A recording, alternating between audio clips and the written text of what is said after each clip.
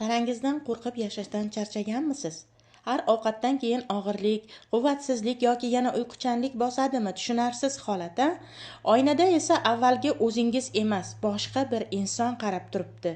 Shifokorlar esa yelka qisishadi yoki bitta narsani aytishadi: dorilarni iching yoki yosh o'tganda o'zi shunday bo'ladi, sabr qiling deyishadi. Siz esa sabr qilasiz, kimyoviy dori ichasiz va har yili organizmingiz yanada yomonlashib borayotganini ko'rasiz. Bir kuni charchoq, ertasiga qalqonsimon bez muammosi, keyin gastrit, shishlar va vitaminlar bilan yopilmayotgan doimiy defitsitlar.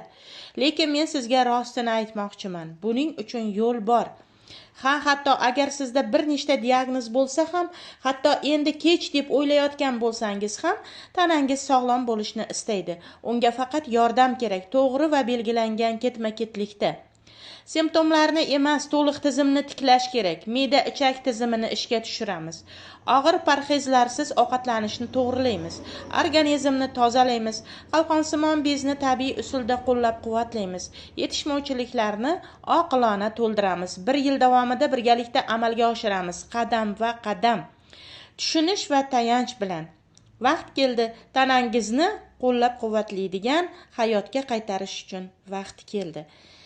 Agar sizga mavzu qiziq bo'lsa, marhamat, profilim shapkasidagi Telegram havolam orqali Telegram kanalimga o'ting.